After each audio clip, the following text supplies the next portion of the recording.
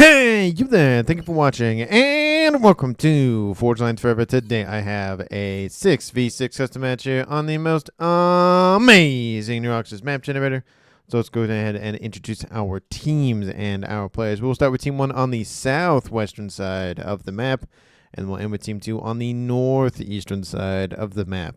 Starting off with Team 1's southeastern player, we have in Chevy Crimson, it is Eco Player 7. He's playing as an Aeon for this match. He is also a 1700. To his northwest, closer to the front line, we have in Royal Blue another Aeon for Team 1. It is Buttons. He is a 1500. Moving on in the southwestern direction, we have the Blue Nuke Ambassador himself. It is Firv, playing as a UEF in Orange Color Orange. He is a 1700. And then rounding off Team 2's southern side, we have in Lattice Red Pink, it is Squeeler playing as a Seraphim. He is a 1300. Moving northward, we have in Regal Purple, we have the UEF of Moi. He is a 2100. He is the highest rated player on Team 1. And then rounding off Team 1 in the north, we have in Blood Angel Red, it is Kinder 5129. He is an Aeon. He is an 1800. So for Team 1 side of the map, they have 2 UEF, 0 Siren, 3 Aeon, and then 1 Seraphim. Moving on to Team 2 side of the map, starting in the northwest corner, we have in Batman Gray, it is ActiveBacklash playing as a Cybran. He is a 1400. And southeast of his position, actually technically south at this point, we have Ninrai playing as an Aeon. He is a 1400, again in Amethyst Purple. To his northeast, rounding off the northern edge of the map, it is chaospyr playing in Imperial Gray. He is a UEF as an 1800. And on the northeastern corner of the map, we have as a Cybran and as RyGuys. He is in Light 10. He is also a 1400.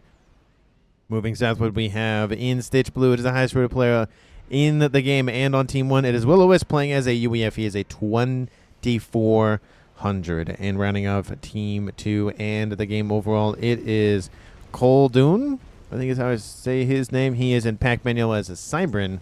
He is a 1800. So for Team 2 side of the map, they have 2 UEF, 3 Cybran, 1 Aeon, and then 0 Seraphim. So Team 2 on the northeastern side lacks the Seraphim faction. Team 1 on the southwestern side lacks the Cybran faction. And for these 12 players on the map, let's take a look at their reclaim situation before they scoop it all up. Currently sitting at... Oh, I need to probably move that so I can actually see the amount of reclaim. 26,000 mass in reclaim, which is just above 2K mass per player. Definitely worth fighting over and writing home about. And there's really not one major clumpage. There's a lot of these 650, 820, 460s. There's a lot of them dotted in the middle here. There's also some dotted kind of on the edges of the map as well. Nothing... super big in the northwest and the southeast, but there is still reclaim to be had down there, so it is worth going over there. There are some mexes down there as well to be grabbed, so it is worth it to kind of get a little bit of a combo there. We do see first upgrade has been started for Kinder on the western side, going for speed. And in terms of additional mexes on the map, we'll take a look at Team 2 side of the map, but it's going to be kind of just a hodgepodge in the middle, so we'll talk about the edges and then kind of just talk about the middle in general. There is a quad mix position here that we see ActiveBacklash currently going after. Nice little clumpage of reclaim here, about a tri-mix. And if you include these, a 5-star mix position, because there's really nothing in the area to really clump those together. And then we see another clumpage of mexes there, nice little tri-ish. Again, how much you... make the circle bigger includes the mexes and whatnot. And there are some mexes on the front line over here where we see Willow on that side. And in terms of the middle, it's decent amount of mexes. We have a quad here. We have a 5-star kind of mix position kind of scattered there. We see another tri-mix position here. There's a lot of mexes to be had in this middle of the map. And again, most of the reclaim does reside over here, so it's going to be definitely worth going after, at least early to mid. We do see gun range started for Kinder on the northwestern side, as well as ActiveBacklash going for his gun upgrade on that side as well. And in terms of comm distributions, where they're starting to scurry around the map, it's 1v1 in the northwest between Kinder and ActiveBacklash. And we have chaospyr in the pond, so he might be a floater for northwest and maybe midwest. He is going for a naval facility. We do see Team 1's Kinder also went for naval facility. We do see gun upgrade started for Ninrai. He's going to be facing off against Squeeler and Moi. Down the mid-east side, we have the two blue players, WilloWisp and Buttons. Buttons going for a nice little T1 Pigeon as Willow approaches. And then on the southeastern side, we have Firv and Eco Player versus Cold Un. I think I'm saying his name right. And then we do see that RyGuys is inbound from the northeast, so he might go this way or he might go this way. I think he's going to go this way because he's kind of starting to favor that side, but it looks like he might actually just go straight down the middle and call it a day. We shall see. It looks like maybe first conv action maybe happened between Buttons and WilloWisp. I didn't technically track that, so maybe we'll say that it happened down there. We do see Kolund is down here. Both of these comms going for a gun upgrade of sort. We have gun damage and range for Firv because he's UBF, and then range for the Eco Player because he's Aeon. Speed started for Buttons. Gun started for Moi in the west. T2 started for Ninra after his gun upgrade. We do see that Kinder's moving into Team 2's landmass there to the northwest. Speed is still progressing here in the middle. We do see Kolund again hanging out with no gun upgrade, and two players for Team 1 are here with a sort of gun upgrade, at least for both. That upgrade is done. Looks like he's going to push in. The gun upgrade will finish. That'll give a little bit more breathing time to let Firv finish his gun upgrade and allow Team 1 to keep pushing. Again, I keep thinking this is Team 2 and this is Team 1. That is incorrect. This is Team 2. This is Team 1. I just have to keep reminding myself because there is that player up there that makes it so that the Team 1 is technically the most northern west player if it moves above the 50% mark in terms of the location that counts as Team 1. You take the middle of the map, you cut it. If a starting location is a little bit above that, that's what decides Team 1 and Team 2 sort of thing. You do see gun upgrade started for Willow. Nano repair started for Team 1's Moi. We did see a little bit of Convicom action between Kinder and ActiveBacklash there, so that is the first at least reported Convicom action from myself. Southeastern corner, we have Koun getting double teamed by Firv and Eco. And he does have a Team 1 PD online. It's going to help a little bit, but not a whole lot. Not with two comms here. And that is going to be a kill here for Team 1. Oh, he's going to get away. Oh, no, he's not going to get away. And Team 1 scores first blood. Eco Player is down very much in the red, but he does get a little bout of veterancy to save himself. He almost got killed off by those Mantis as a nice little revenge from Team 2's Koun. And actually, they wouldn't have killed off Firv, but it definitely would have weakened him enough. And now Team 2 has lost a player. Willow gets his base, and it's now a 6v5 in Team 1's favor. Obviously, it makes sense Willow gets his base because he's right next to it. We do see RyGuys maybe starting to float more east, where we have a couple of run-bys trying to happen, but they're getting cut down by both sides of Willow, both on his comm and on the middle of the map here. And northwestern side, couple of subs entangling one another, but nothing too crazy one way or the other. T2 Navy has been started for Team 2. T2 Navy has also been started for Team 1. So we might see some destroyers up there in the northwest here shortly. But this edge of the map will be conquered entirely by Team 1, and then they'll start pushing northward. We do see T2 Navy's also online for Firv. Did he go for those? He did go for the Coopers, eliminating a ton of units in their way. Again, not a lot of hit points, but man, did they put out a lot of torpedoes and torp defense at the same time. T2 started here for Squeeler on that western side. T3 Air is online for him. T3 Air is online for RyGuys. Anybody else dipping their toes into air? T3 Air almost done for chaospyr. And T3 has been started for Firv. So a little bit behind in that game, but he did go for T2 Navy as well. So kind of jostling two different positions there. Nothing too bad, though. No more Navy to contend with. So Team 1 has control over the pond in the south with really no issue. Northwestern corner, not the same situation. T2 Navy online again for both teams there. Going for destroyers as we speak. We do see now ActiveBacklash starting to push with his comm against Kinder. Kinder doesn't look too great. He's above 50%, but not by a whole lot. And now ActiveBacklash should be within range of the comm. Maybe he doesn't see him, possibly. That is Team 1. And this is, no, he doesn't even see him. That's not helping things. And then in the middle, we do see Team 1's Buttons now pushing against Willow. Again, it's gun, speed / range versus Willow's gun. Willow almost have 1 veterancy. Buttons not even close to 1 veterancy. And I think Buttons might have pushed a little bit too far forward. He's getting countered by a decent amount of units moving from the east and the west. Looks like he's going to try to get booped by that pillar there, and looks like he's looking for some veterancy to try to stay alive a little bit longer. And he does get the overcharge on the pillar, but I don't think it's going to be enough, and he is not looking great now. He's going to walk right into it. There it is. Willow gets a counter kill on Team 1. The blue player of Team 2 kills the blue player of Team 1, and it is now a 5v5 tied-up game here at 12 minutes.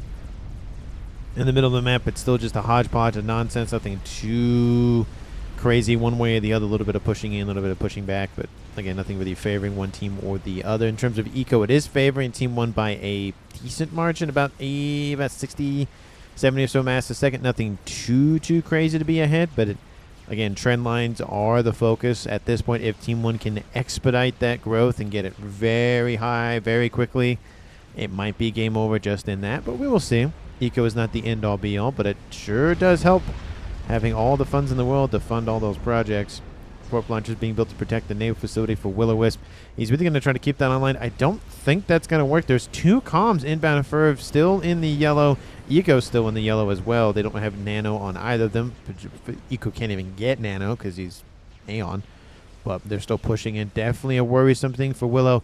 He's taking care of his direct opponent, so now he can focus maybe more on the southward side of things. And Moy has control over this base, so he's on double base as well. So he's able to kind of focus on more the middle side of things. T3 air is online for Firv. T3 air is online, of course, for chaospyr. So we should see a lot of air stuff start to emerge here slowly. Destroyer trying to outrange that little brick there from Willow, and actually doing a decent job of it. That brick doesn't look like it's going to have any much fun at this point. And boop, there it goes. Gun speed started for Eco player. He might try to move into the pond and get out of there. I don't think this is a great idea. Firv is falling back. Eco player might just have to get out of there. Those torpedo boats are going to help out a ton. Initially, there goes Eco player. He's like, I have to get out of there. And there goes the first of the 3 bricks. It looks like he's going to fall back, probably build the upgrade there, and then go back. Oh, he's going to build. Okay, he's going to build it there anyway. Okay, forget what I just said.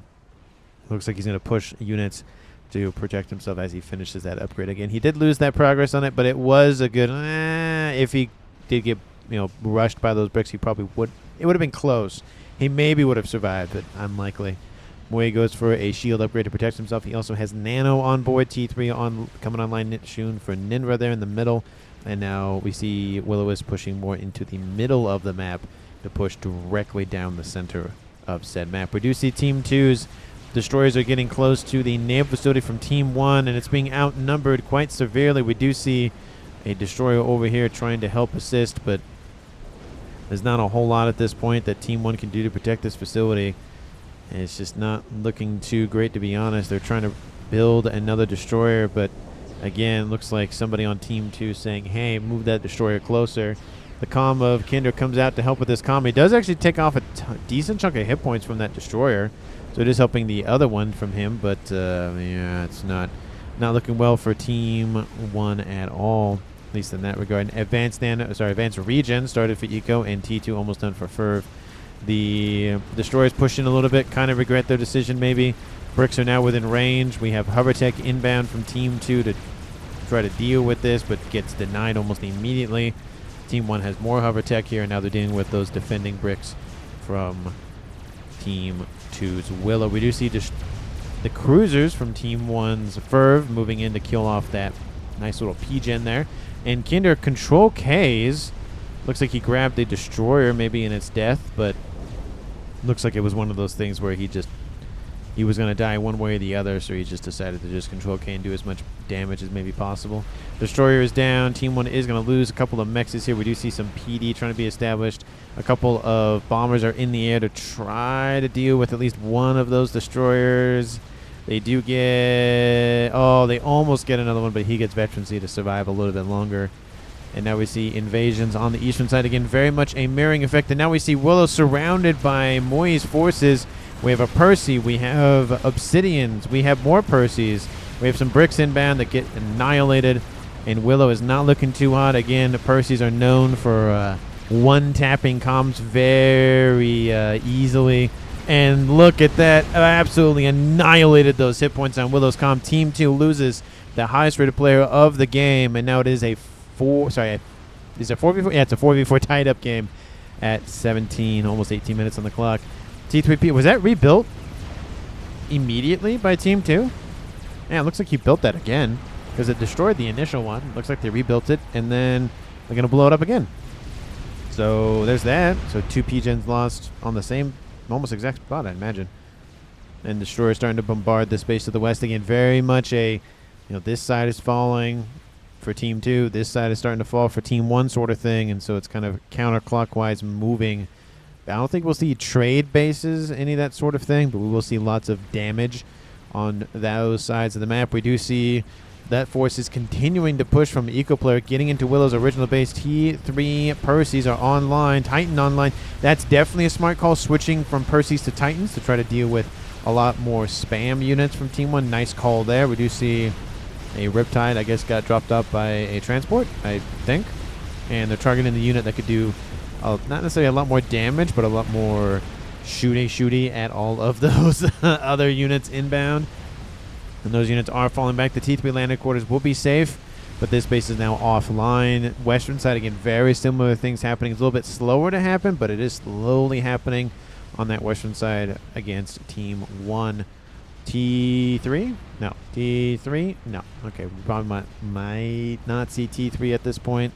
In terms of Navy, maybe we'll see the eastern player of EcoPlay maybe transition to air, maybe. In terms of air, nothing too crazy one way or the other. It's only not even 20 minutes on the clock yet, and we've lost 4 players of the game. A third of the players are dead and gone. So that means APM is definitely at a premium at this point. You see lots of T1 forces here, and there are some Harbingers mixed in there as well, so it's not just T1s. And we do see Squeeler getting a nice little base online. Lots of PD slowly kind of maybe creeping maybe a little bit. Shield still progressing for Moy. He's still building that thing. It's taking him a while to finish that upgrade. Harbinger being dealt with by the Oblivion PD defenses. There goes that PD defenses. That's like saying CRT test. The test is in the acronym. For those of you who are aware of what that is. In the eastern side, again, it looks like a lot of Titans are now online. Definitely something to watch out for. EcoPlayer. He has the regular shield, the base shield. Again, it's some protection, but it does have to be careful.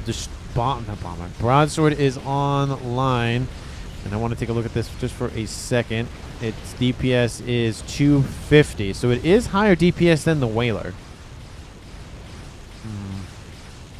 There was a conversation about whether the broadsword or the Whaler had more damage, and it's definitely the broadsword, because I think the Whaler was 233 and this is 250, and we just have to get a Whaler to confirm. There are sirens in the game. He might build a Whaler. We actually could just look at a Whaler right now. And yeah, 233 DPS. So yeah, I don't know why that was a conversation about they was doing more damage. 140 damage, maybe.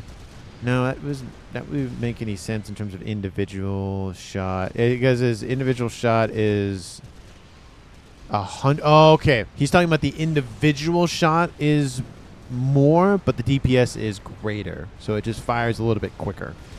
So that's probably what he's talking about. That makes more sense, but DPS damage per second is probably a little bit more concerning, just because, again, you're a gunship and you're going to be shooting at something for maybe a little bit of time, maybe not a lot of bit of time, so it just depends. chaospyr is moving his comm over here to the east, and he is a UEF. He doesn't have Billy Nuke on board yet, but he could go for attack missile and then Billy Nuke very quickly after that. He already has T3 online. Broadsword still trying to hammer that comm, but nope. And there goes maybe an air fight between Team 1 and Team 2 over here. They do chase down those ASFs from Firv at least. The ones from chaospyr are also here. Now we have ASFs inbound from Team 1's Squeeler, and it is an air win for Team 2.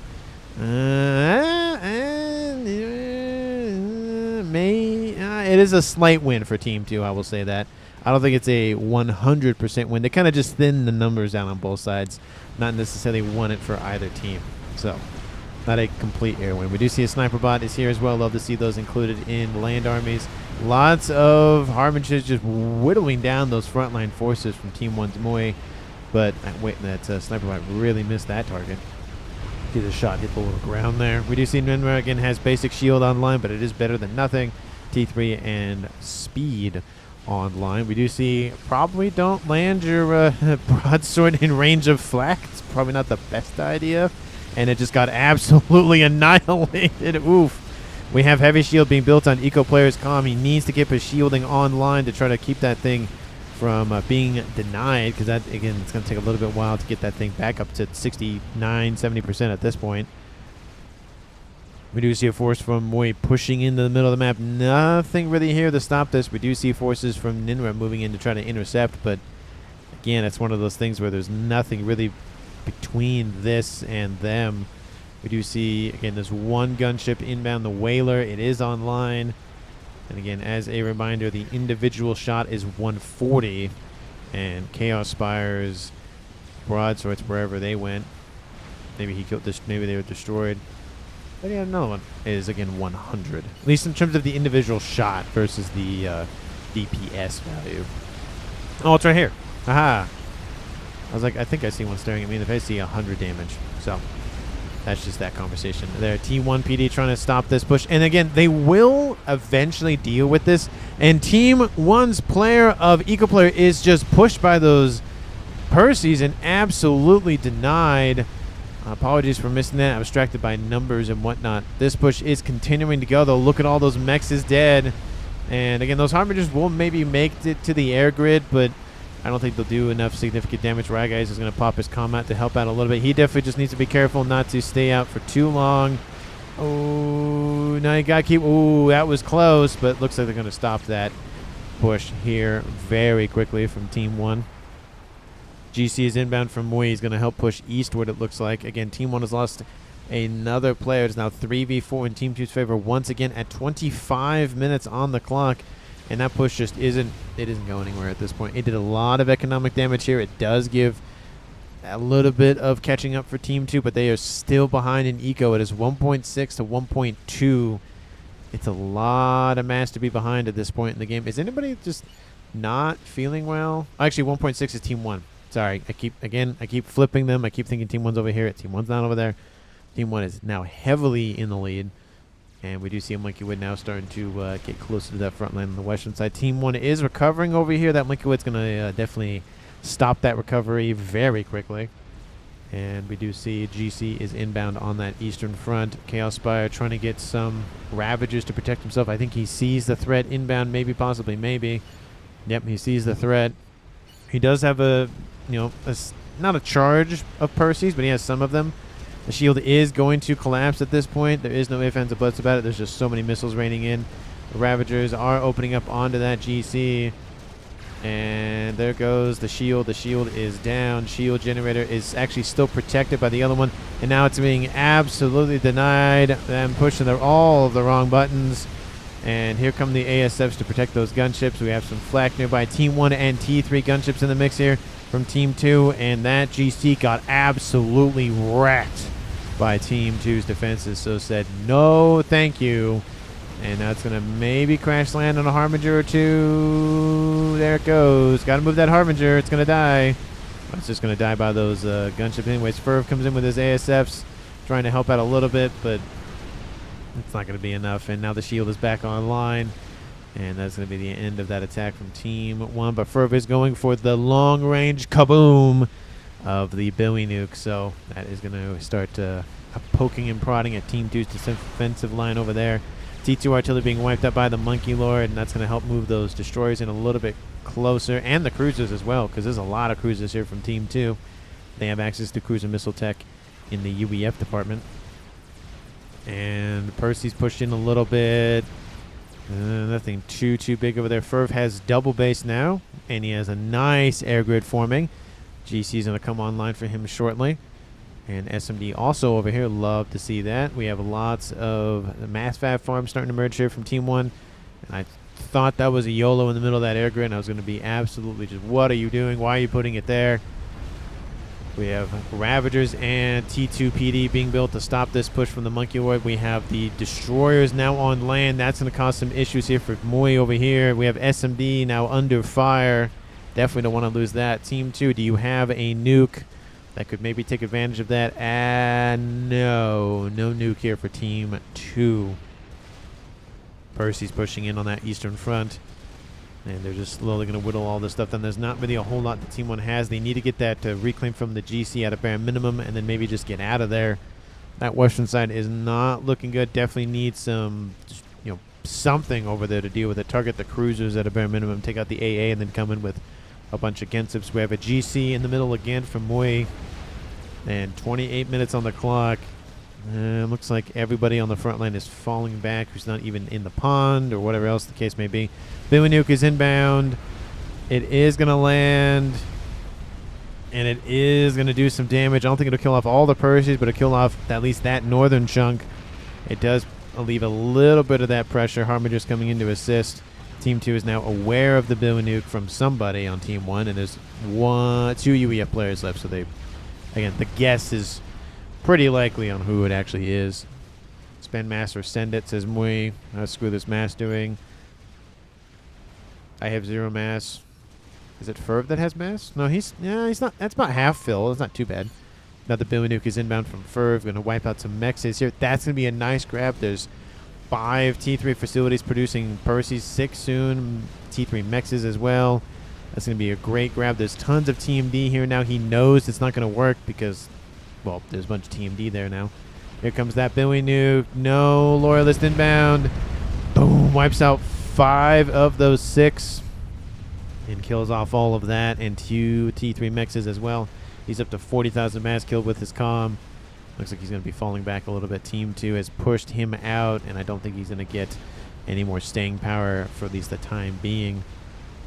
And now we might see a transition to more longer range engagements, at least for that eastern side of Team 1. We do see that Monkey Wood is still alive. 61,000 mass killed, 5-star vet, so no additional hit points for him. We have those Volthus inbound. It is a nice about a dozen or so. It's going to slowly whittle them down. There are T3 mexes that will 100% be lost, but they will definitely can kill off the Monkey Ward if you can versus let it just wreak havoc. We have a Megawith over here versus 2 GCs that will favor the GCs. There's a lot of forces on the ground though, so that's a different story. Monkey Ward is now in the yellow. 50% and falling, 79,000 mass, 84,000 mass, and climbing more gunships being added to the pile. And this Monkey Witch is going to be on a tear, wiping out as much eco as he can. There's a GC in the area. It'll probably get 1 more mex, and then that'll be it. And then the GC is going to claim. Nope, laser doesn't activate, so all the gunships. All by those gunships. Good job there. Attack nuke started here for chaospyr as well. Trying to, again, get some more options in longer range, shorter long range tech, I should say. Looks like Firv's starting to stack up a couple of gunships down here. We have Percy's emerging onto this segment of land. Again, there's only 2 mexes here, and I think they were both Team 1s anyways. He does want to prevent them from getting over to this landmass where there's more T2 and T3 mexes hanging out on that edge of the map. We do see a nice little stack of whalers starting to form here for Team 1's player of RyGuys as well. And flak is raining in onto them. Not looking too great in that regard. And Nuke lands, taking out a chunk of the forces in the water. It doesn't kill off all of them. Of course, Perseus do not have torpedoes like their counterpart bricks, so they're kind of useless in the pond. RAS being started on chaospyr's comm to help cut down the cost of said Nuke, and just to get more EQ into his veins. And those GCs move in. Whalers are here. There's a lot of flak here. They're going to go after those GCs, but again, there's a lot of flak here. The crab is defeated. Here come the Harbingers, going to try to maybe blitz down that flak. Most likely, there's still a decent amount of flak still here, and those whalers are being shooed up. That GC is going to die. Oh, no, it gets some veterancy, so maybe not, at least initially. The remaining whalers, 2 of them fall back. ASF's inbound to kill off the gunships, but they get out of it before they have the chance to do so, and that GC might survive. And now this western side may be saved by that 1 GC from Team 1, but again, it's 1-star vet to 0-star vet, and there's a second GC here that has 1-star vet, almost 2-star vet. There are forces on the ground. If that GC can get within range in time, Or the Voltus can just come and just whittle that thing down by themselves. That might also help. Oh, yeah. Immediately turns the tide. And that's more than enough firepower to keep that GC above 50% hit points. ASFs are going to collide once again. The ASFs from Firv are nowhere in the area. They need to move in and assist. It's going to be a 2v1 affair, and it's going to be a massacre for Squeeler's ASFs. Oh, he gets there maybe too late. And the Voltus get annihilated, but it does save one of the GCs on the ground. Why? Talking to Firv. This is why one guy needs air. 1000% agree. If one person controls air, that way it's easier to micro all of the ASF since having two players. Again, it's still nice to maybe have your own squadron or so, just to have something to play with, just in case some gunships or whatever come say hi. But for the most part, having one player control all of the ASFs, or at least the vast majority of them, is very much easier to manage than having to coordinate two players doing it. It's just because one player turns left, one player turns right at the last second, and it could mean a huge difference. So it's just for coordination purposes. But 3v1ing, yeah, that Megalith is not looking good. And now it's just adding to the mass pile over here. We have ooh, that's a nice little place for our suits there. Except it could easily be targeted. So maybe not. But it is a nice place for it nonetheless. And there's a lot of AA coverage over there. Probably not the best idea to fly over there. There are, a chunk of broadswords here killing off some land forces. But again, they're T1s. They're not that important at this stage. Anything in the background? UEF doing UEF things yet? Nope. More mass FAF farms. SMD. I'd love to see the backup there just in case. Team 2, you thinking about ending the game somehow? Nope. Nope. Nope. And nope. So no. Oh, I didn't check this space. Nope. No ending of the game just yet. Billy Nuke is inbound from chaospyr. And honestly, oh, that one's going to die. Yeah, that's unfortunate, but it's going to be 2v1ing it soon. So Billy Nuke is inbound still. At least I thought it. Oh, there it comes from the west. And it's going to wipe out maybe the Harbingers, maybe all the flag. Oh, actually, no, it's going to land right in the middle of that flag. Ooh! Ooh, that was a good one. Ooh, that's got to hurt. Almost the entire assisting land force has been denied. And then the Whalers are like, here we go. Oh, that's unfortunate. Why are the what's going on? Looks like the GC. That one dies. That one dies. That one's going to die. They're going to get it a little bit closer. The ASFs from Team 2 pushing for whatever reason from Squeeler. I don't know. I mean, maybe they're trying to go after the gunships, but I just don't really see that being that viable. There's a lot of ASFs on land for Firv, though. Here come the ASFs from Firv, and then here comes the fight, and they almost just immediately kind of semi-ignore those gunships. Ooh, that's a nice turn from Team 2's, what was that? chaospyr's ASFs. They use the ones from RyGuys as a nice distraction, but now it's a massacre for Team 1's favor. And that is a total air victory for Team 1. He alone has 150, and then Squeeler has probably 50 remaining. So Team 1 owns air at this point with 200 roughly ASFs ahead. They could not pretty much do anything that they want because there is some mobile and stationary AA around the map, but they can do a lot of work. GC over here on the eastern side.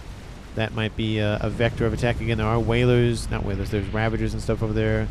Billy Nuke lands over here. We have gunships moving in. Again, there are some destroyers on land, and they don't have really good AA on board those things. So hopefully the cruiser AA is nearby, which I don't believe it is. Billy Nuke is inbound from Team 1. Or no, it's going to try to Billy Nuke the gunships, which is interesting. I mean, it wouldn't be the first time I've seen a... oh! He gets them! Oh! He saves one destroyer in the process, but he kills off almost a dozen of those gunships. That's amazing. And then we have a counter Billy Nuke from Firv. He Billy Nukes the air grid, killing off a huge chunk of that.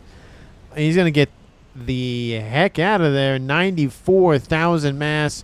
Team 2 is going to see where he is. I can see the little icon down there. And he's going to get out of there before Team 2 can do anything about it. He has some strats that he definitely doesn't have to worry about because he's far enough underneath the surface of the waves. And there's a chunk of that air grid. Not only does Team 1 own the air at this point, he now makes it so that Team 2's RyGuys can't even produce T3 units. And that is a great win by Firv. Nice moves there. Again, I got to applaud that Nuke from chaospyr. It hit the destroyer in the air. Maybe it still would have killed him if it actually hit on the ground, but man, that was amazing. Just directly impacted that thing. Man, that was crazy. I love this game. So many, the slight chance of something happening makes it so enticing. We have 3 GCs starting to stack up.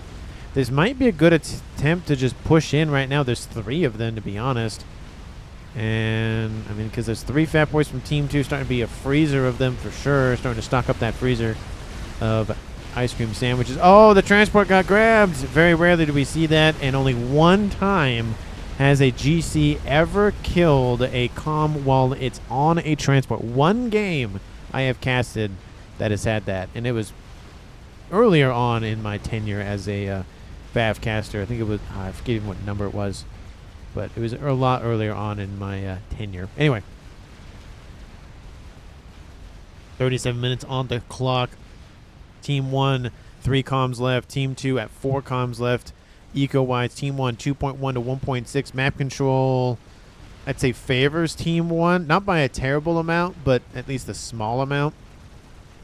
Let me know down in the comments who you think is going to currently win this game.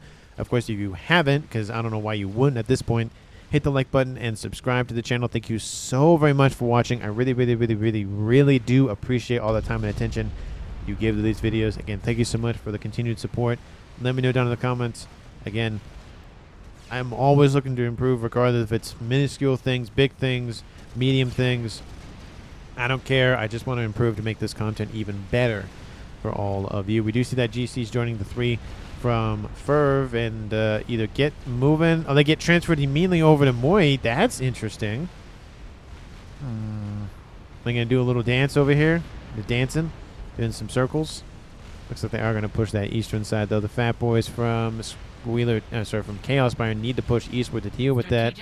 And regular Nuke is inbound, and it's inbound for that position. Where is it? Where is it? Where's the Nuke? Where is it? I don't. Oh, no, it's from a nice little Nuke sub, a nice little ace. That's going to open the doors for those invading GCs. This is going to be a 2-1 punch. Kaboom! And there's now no contention. And now Team 2 has to divert resources over here to deal with this, because they can't just rely on the defenses. Again, there are Fat Boys in the area, so that will help a little bit. AoE from those strats going to definitely help chew out at least the front 2 of the GCs. And those fatties are still on those GCs. They need to make it at least to here, and then they can make it into that air grid. Another volley of bombers from Team 2 inbound. ASFs need to go after them, because it is going to really whittle stuff down here from Team 1. And they're going to get nice AoEs on both of those. And they get another pass in. Looks like maybe they need to keep those ASFs there. Gunships are inbound, I would assume, after those fatties, because, again, they're causing a lot of the troubles. Another Fat Boys online. Strats, they're looking for it. They're going to go for it, I think. They are going to go for it. And you might as well at this point. I mean, even if you get blown up, you've done a lot of AoE damage to a couple of those GCs, so it has made a lot of progress. That one is almost dead, just outright. Those ASFs need to go in. I just feel like that's kind of a missed opportunity. You could wipe out some air in the process again. This first strat. Oh, they hit the other one. They're trying to AoE it, and they almost kill off that one. That one has 500 hit points left. They're just really charging forward. And do they overkill them? Yes, they do. They do a little bit of AoE to that one to the side there. Here come the ASFs finally after one is dead. I feel like I said, just a missed opportunity all around, just killing them off sooner, because, thousands upon thousands of hit points could have been saved. This one's already pretty close to death. This one is almost close to death as well. This one will probably die before it gets underneath the surface of the waves. This one is pretty fine, but again, going from 4 to pretty much 1 is definitely a trade that Team 2 will take. And there's the strat. Still doesn't kill off that GC. Now we have Twart bombers in the area to deal with the GCs in the pond. There goes that GC. That's number 2 dead. That's going to be number 3 dead. All the Twart bombers have to do is just look at that thing, and then they can kill it. The GC is inbound still. Again, we actually have chaospyr over here. Nuke did not get fired, which is a little surprising, I'd admit. But, oh, nope, never mind. Literally fired it as I said something about it. Oh, look, he's like, that's a comm there. Ooh, oh, now he's within range of the GC. He needs to get behind the mountain, and he'll be fine. Oh, it's going to be close. 7, 6, 5. He turns around and he just faces death. There he goes, killed off by the GC, and then the GC will be killed off by his fat boys. So it is a nice sacrifice. Western side, things are looking better for Team 1. They only have to deal with 1 crab, but they have a lot of bricks also as well, about a couple walls. Nothing too crazy. It's not a house, so it's not that much, but it's still, you know, a decent amount. Tied game once again, 3v3. That sub nuke almost loaded. 65,000 mass kill with that nuke. Did very well, especially because the sub nuke is a little bit smaller and has less firepower in terms of actual damage versus the regular, or again, obviously the super nuke. So 65,000 actually really good for that thing, and it's mobile. So you know, there is the benefit of that. It's like a regular, like a billion nuke to a nuke. It's mobile. So you lose some firepower and range, but you can walk around or swim around with it, sort of thing. But we have 1, 2, 3, 4 megas, 1, 2, 3, 4 GCs, and 1 mega. Apologies. Team 1 doesn't really have a defense for this. They have torp bombers. That's not going to help things in land situations. We do see a lot of the broadswords. The broadsword baron is definitely in this game. Apparently he got that nickname from another one of the casts that I had him in. He just used a lot of broadswords that game, that's why. I mean, he's UEF, so I mean, you're just going to build gunships. You're going to build the broadswords. You just are. You could build stingers, but who wants to build stingers if you can build broadswords? That's my opinion on that front. And there goes the assault from the air. They're assaulting the earth, but just bombing it out of existence, I guess, maybe. I don't know. Oh, they need to push a little bit closer. They could do a lot more, not AoE damage, but a lot more gunships could actually be firing if they were, you know, closer to these ones at least.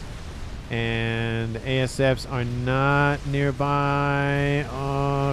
The ASFs from Team 2 fall back. There is some flak in the area, but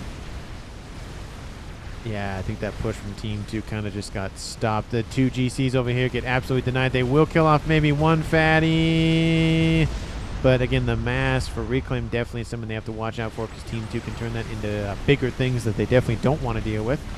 And that GC is dead. A little bit of revenge from those strats from Team 1 against the strats from Team 2, killing off those GCs over there. That would have been a massive win, killing off that big base in the northeast with that air grid.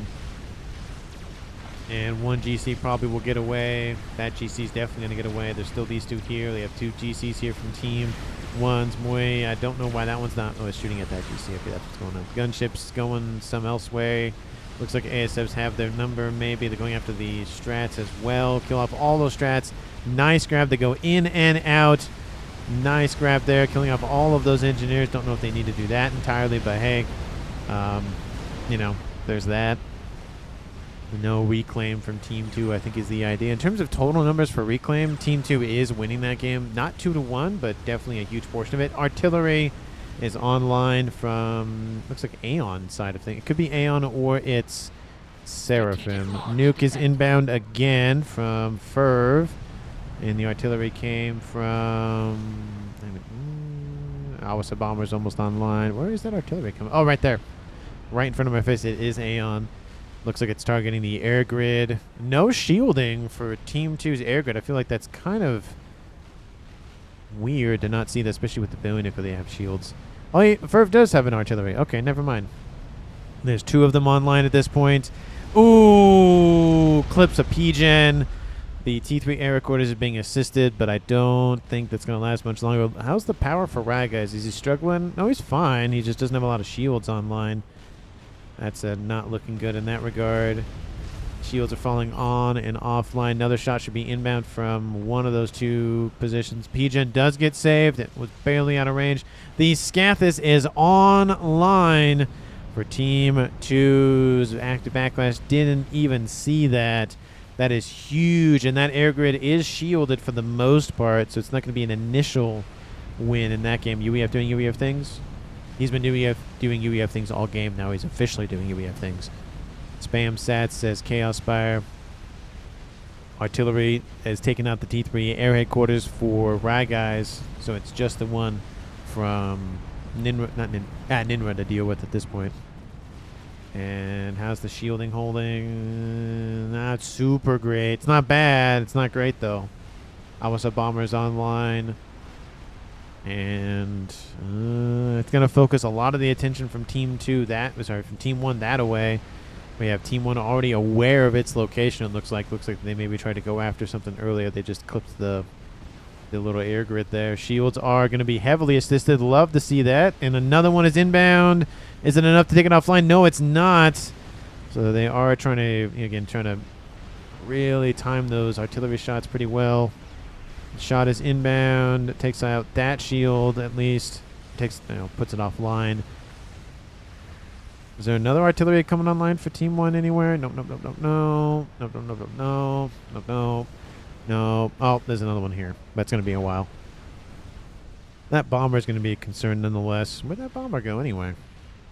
And we have a Novax online for Team 1's Western player of Moist. The other UEF is doing UEF things. And northeastern side definitely a quieting down just because this is going to be the focus of all the attention. And shot is inbound. Definitely target the pigeons to wipe out the power. Billy Nuke is inbound, I think is what I just saw there. Billy Nuke from the north. There's Firv. Shot is inbound. Doesn't clip that SMD. And where's that Billy Nuke? What the? He's underneath the ground. What the heck? Shot. Nope, not enough to take the shields offline.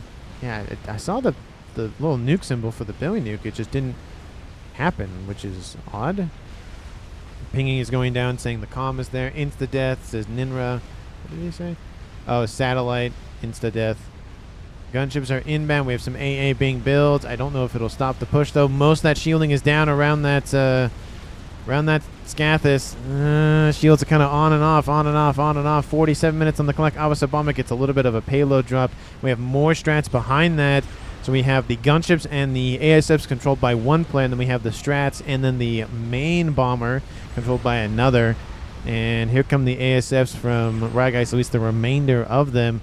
They might as well send them in, go after something. There's Ninrai right there. They're going to just go straight for him. They're not even going to let him get in the pond. There he goes. He control case killing off some of the ASFs and the gunships in the process. But it might help a little bit. Gunships are pretty much whittled down at this point. The shields are, again, on and offline. Bomber does drop a payload there. We have tons of firepower from the just huge amount of fat boys there from Ninrai, now under the control of RyGuys. And here comes the bomber. Bomber does get a payload off. It will die, most likely. There goes the drop right there in that little crevice there of that shielding. And there goes the shields. Some of them get destroyed, but not all of them. It clips the Scathis and gets the Scathis. The Scathis is dead. That one little shield being offline, it was a huge win there. And it does hit the wreck there. And now the wreck of that Scathis is gone. Everything is gone up there from Team 2. And honestly, there's not much that Team 2 has left. And there's the recall immediately after that. And they know it. There's just not enough left. Team 1 has multiple artillery emplacements online. Chunk of the air grid did get eliminated by that Scathis, though, and there's a desync at the very end. That doesn't matter because the game's already over at this point. Anyways, 48 minutes on the clock. Team 1 wins it. 3 of the 6 players were still alive at the end of it. And MVPs, I mean, those 3 players, I think, did a very good job. I think after figuring out, transferring most of air control over to one player, that definitely helped things out a little bit. I do think the constant pushing from Firv did very much a lot of work. I do feel like the ASFs from Team 1 could have come in sooner, maybe to protect those GCs, get them closer to this, wipe this position out entirely, and then not even have to worry about air from RyGuys, but it ended up working out for them anyways. I do think like the Fat Boys could have maybe done a lot more pushing down the middle. I know they would have been just kind of surrounded on all sides at some point, but there was 6 of them here, and there's another one over there now, so maybe they could have done some work that way, put a little bit more pressure down the middle, and maybe alleviate it from the sides, but again, we're kind of playing what-if-then kind of scenarios. So I kind of want to give MVP to Moy and Firv. I just don't know who to give it to.